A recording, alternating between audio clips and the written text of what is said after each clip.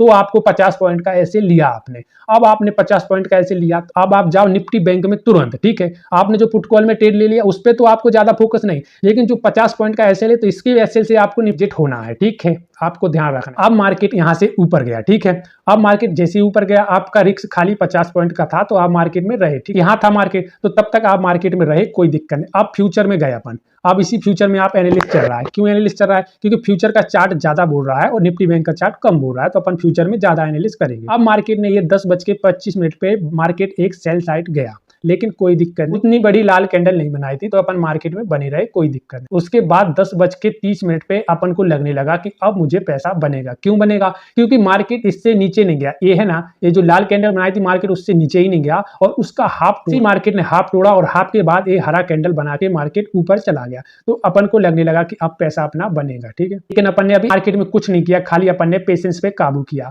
तो मार्केट ने जैसे ही मार्केट यहाँ 11 बजे जब मार्केट ने एक बुल्स दिया तो अब आपको अपना एसएल को मॉडिफाई करना पड़ेगा। क्यों करना पड़ेगा? क्योंकि देखो निफ्टी बैंक में यहाँ एक शॉर्ट सेलिंग बनी थी, अगर मार्केट इसके नीचे क्लोज होती तो आपका एसएल हिट होता, क्योंकि मार्केट यहाँ से बहुत नीचे जाता, लेकिन मार्केट ने यहाँ से ऊपर गया और इस कैंडल को फेल कर दिया तो मार्केट ये ऊपर हो गया। तो अब जो आपका एसएल 50 पॉइंट का था इसको आपको मॉडिफाई करना है। क्यों करना है मैं इस पर बता देता हूँ, क्योंकि आपका ये चार्ट एनालिसिस यहाँ तो आपने बाइंग किया, लेकिन एक कैंडल मार्केट ने इतनी की कैंडल यहाँ क्लोज हो चुकी है। अब आपको अपना जो एसएल है उसको उठा के एक बड़ी वाली कैंडल पे 50% पे ले जाना है। क्योंकि 50% पे क्यों ले जाना है? क्योंकि अब आपको लॉस नहीं हो। लेकिन मार्केट दूसरी मार्केट ने जैसी मार्केट ने इस हाई को तोड़ा और मार्केट ऊपर जाने के बाद 5 मिनट की कैंडल यहाँ कहीं क्लोज हुई तो आपको अपना एसएल हटा के थोड़ा और बड़ा कर देना है, ठीक है। अब आपको और लॉस नहीं होगा, अब आपको प्रॉफिट ही होगा चाहे मार्केट कहीं जाए। लेकिन अभी आप मार्केट से नहीं निकले, अभी आप मार्केट में एनालिसिस ही कर। अब आप गए निफ्टी बैंक के चार्ट पे। अब बैंक निफ्टी के चार्ट को आपने समझा कि जैसे ही मार्केट यहाँ से ऊपर गया और जैसे ही मार्केट इस ऊपर गया, इसके ऊपर कोई लंगीच नहीं है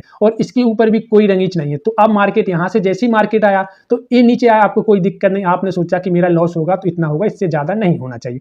तो आपको यहाँ से एसएल को मॉडिफाई नहीं करना है। कब तक नहीं करना है? जब तक इस कैंडल ने ऊपर तक का हाई नहीं बनाया है। अब जैसे ही मार्केट ने ऊपर तक का हाई बनाया तो आप अपना एसएल है इसको उठा के इससे तो ऊपर ही लगाओगे, ठीक है। जैसे ही आप इससे ऊपर लगाओगे मार्केट आपका यहाँ आ जाएगा, ठीक है। अब मार्केट में यहाँ एक रिस्क वाला काम है, अब उसको आप समझो गेम को। अब गेम को कैसे समझो कि अब आपको यहाँ से एग्जिट होना है। अब एग्जिट कैसे होना है वो कैसे आपको पता चलेगा?